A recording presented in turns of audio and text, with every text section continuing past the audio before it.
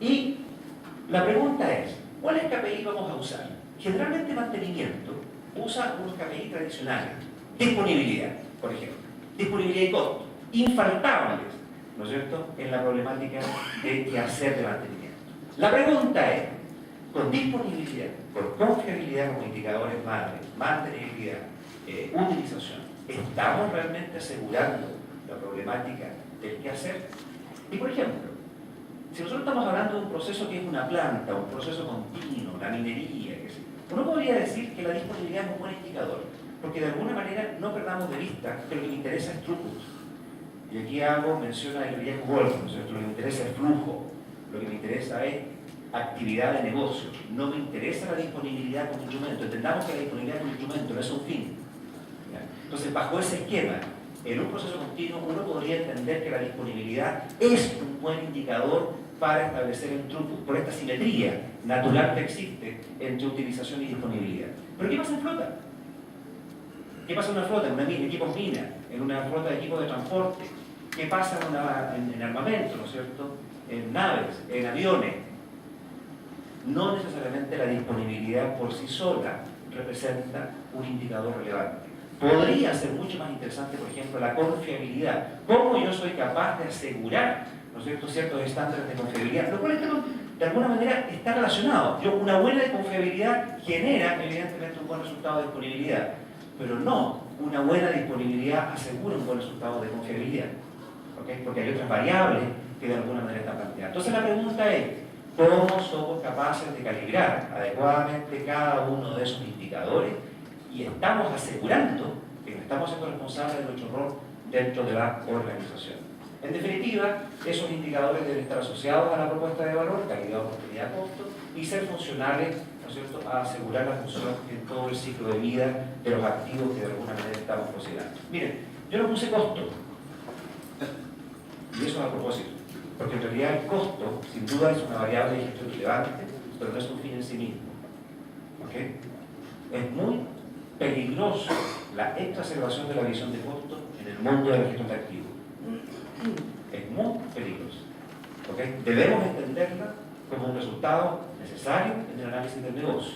Pero cuando uno exacerba la visión de costo, puede caer en la trampa de análisis de costos de corto plazo, lo cual es tremendamente pernicioso en el desarrollo del negocio.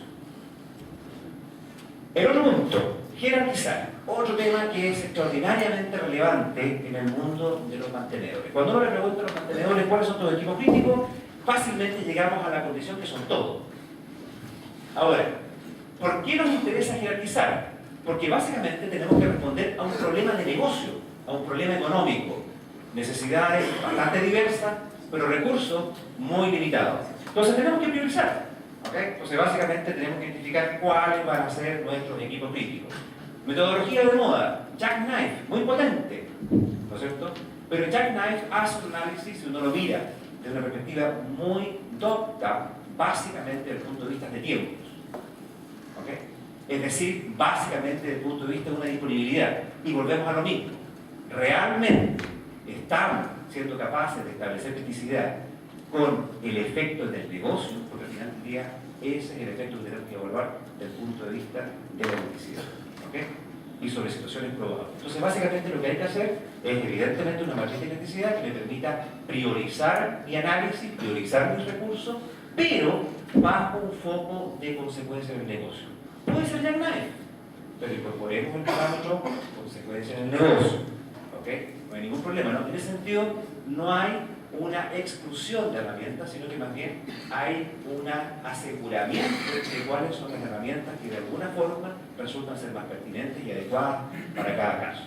Una vez que tenemos esa jerarquización establecida, ¿no es cierto?, para los equipos evidentemente de mayor criticidad relativa, hacemos un análisis de cuáles son los elementos que de alguna manera están provocando esto. Herramientas típicas o best practice típicas, análisis causa-raíz. ¿Okay? ¿Cómo somos capaces de identificar, ¿no es cierto?, si estamos hablando de causas físicas, humanas, latentes, a través de herramientas como árbol lógico, diagramas de Chicago? Por favor, lo importante no es el cómo, es el para qué. Por favor, siempre hago la referencia chino. ¿Para qué? ¿Para qué estamos haciendo esto? El para qué definido nos va a ayudar a establecer muy bien cuáles van a ser las herramientas. En este análisis estamos en el punto de lo reactivo, es decir, a partir de las consecuencias que explicaron criticidad respecto de una lógica de prevención. Y lo importante es que seamos capaces de seguir el viaje de Yural de mejora continua. Es decir, identificamos síntomas y muchas veces nosotros hacemos el fast track, síntoma-solución. Nos duele la cabeza, tomamos acetilsalicílico, ácido acetilsalicílico, para no hacerle propaganda a ninguna marca comercial, o paracetamol, ¿ok? Pero evidentemente la pregunta es, ¿estamos resolviendo los problemas que están provocando, ¿no es cierto?, de verdad, de raíz, la situación? Entonces, lo que propone Yural es que un viaje de mejora siempre debe partir del síntoma, hacer una estación en la causa y establecer la solución. Y en general mi experiencia me dice que la mayor problemática está en el síntoma-causa. Una vez que determinamos eso, la solución es muy natural y puede llegar a ser bastante obvia en la gran mayoría de los casos. Siguiente paso, diseño de planes de mantenimiento y reposo necesario. Otra trampa de herramientas. ¿Okay? Muchas veces aquí lo hemos visto enfrentado respecto de esas situaciones detectadas anteriormente. Entonces se dan cuenta que aquí hay una coherencia, hay un camino propuesto. Por ejemplo, RCM, específicamente, por ejemplo, RCM2 o una herramienta MAFEC o una herramienta FMECA para establecer planes y políticas de mantención sobre la base de esta lógica, cómo soy proactivo frente a la prevención, siguiendo el camino síntoma-causa y causa-solución. El problema aquí es que muchas veces caemos nuevamente en la trampa de las herramientas. Aplicación de RCM para generación de planes de mantención. Carrera. ¿Quién? Equipo de trabajo identifica más modos de falla. ¿Ok? Resultado. Planes de mantenimiento absolutamente inviables y absolutamente no pertinentes, ¿no es cierto?, a la realidad del proceso. Entonces, insisto, foco en el negocio, foco en la pertinencia. Programación y mantención, evidentemente aquí ya entramos en el ciclo habitual, ¿no es cierto?, que tiene que ver con cómo somos capaces de enfrentar la lógica de operación natural y mínima de un proceso. Planificación, programación, asignación y ejecución.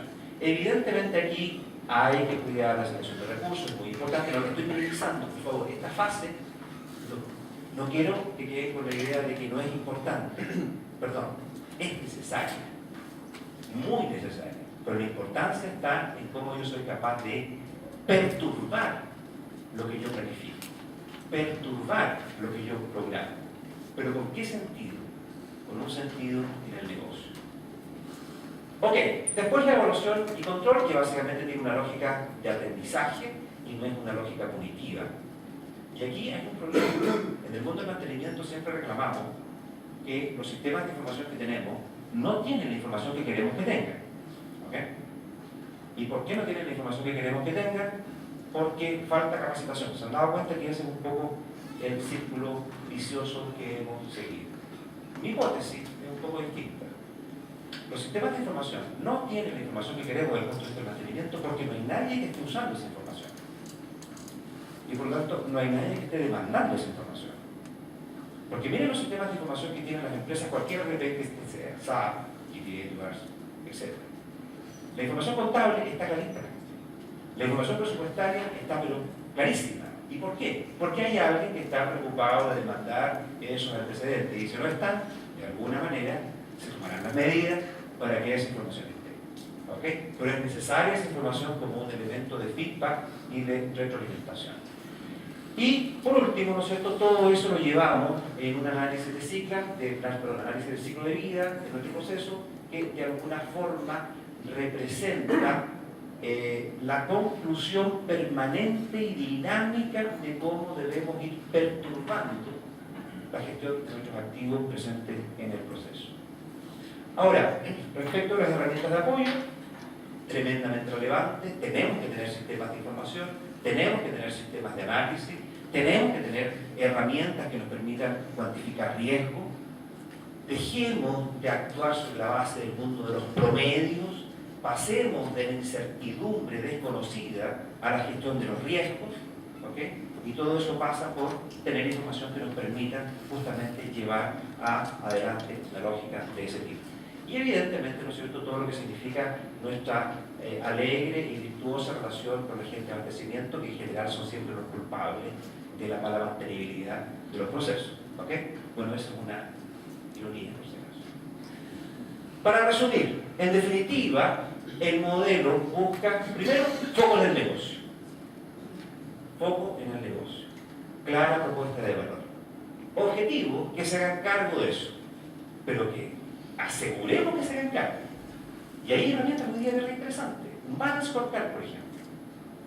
¿Okay? Un balance scorecard específicamente en el mapa estratégico es donde nosotros podemos buscar cautelar, ¿no es cierto?, cuál es el efecto particular que está teniendo cada uno de nuestros desempeños en el resultado final del negocio. Puede ser otra herramienta, pero lo importante es que cautelemos ese marco, que cautelemos esa coherencia.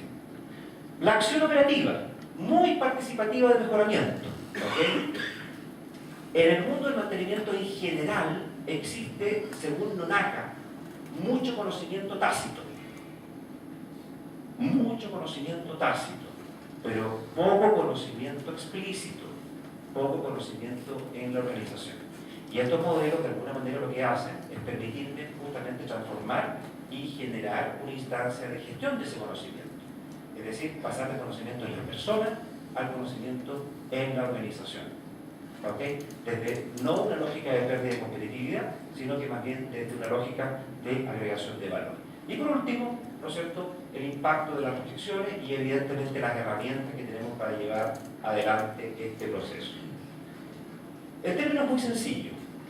Acá, si ustedes se dan cuenta, básicamente no se propone algo innovador desde el punto de vista de un nuevo modelo, sino que se hace énfasis a tres aspectos fundamentales. Foco en el negocio, foco en el negocio, foco en mi actividad empresarial, en mi actividad organizacional. Segundo punto, marco. Tenemos que generar un marco que dé coherencia al desarrollo y no una suma, ¿no es cierto?, de actividades independientes. Organización aplicando Six Sigma. ¿Ese es el fin? No, es una herramienta que cabe dentro de un marco. ¿Okay? Confiabilidad operacional. ¿Fin? No, herramienta. Cabe dentro de un marco. RCM, lo mismo. ¿Cómo le damos coherencia a esos marcos? Y el otro elemento importante es recoger la gestión participativa o el mejoramiento productivo. Entonces, básicamente es buscar soluciones simples, por favor, seamos simples. Ocupemos la metodología KISS. Keep it simple and stupid. O sea, pensemos las cosas de una manera que sean obvias, sencillas. No compliquemos los sistemas. Gestión participativa y trabajo en equipo, fundamental como mecanismo, ¿no es cierto?, de mejora, como mecanismo de robustecer. Yo hablaba hace un rato de ingeniería de mantención como un actor relevante organizacional. Ingeniería de mantención no es el llamado a desarrollar el mejoramiento, es el llamado a facilitar el mejoramiento, ¿okay?, a liderar el proceso de mejoramiento, a liderar el proceso de cambio. Y lo último, que no es menor, es que todo esto tenga base cuantitativa. ¿Okay? Porque si queremos mejorar, tenemos que tener estándares de mejoramiento, tenemos que tener una capacidad de hacerlo. Y palabras. No hay nada más difícil de realizar, ni más dudoso de éxito, ni más peligroso de dirigir, que iniciar un nuevo orden de cosas. Para los reformistas, hay enemigos de todos aquellos que se benefician del viejo orden. Cuando yo coloco esta frase frente al mundo del mantenimiento, la caricatura es: qué terribles son los operadores, ¿no? Son los que se benefician del viejo orden. Y fíjense ustedes que muchas veces los que se benefician del viejo orden y no hacemos los cambios somos nosotros mismos, la gente de mantenimiento. ¿Okay? Esta es una recomendación que yo les hago de alguien que se llama Maquiavelo, y les recomiendo que se lean el libro El Príncipe, ¿no es cierto?, que se escribió en el siglo XVI. Es realmente una joyita. Ok, eso es lo que yo quería compartir con ustedes. Ok, básicamente mostrar una propuesta que básicamente lo que hace es integrar los tres elementos que antes había mencionado. Muchas gracias por su atención.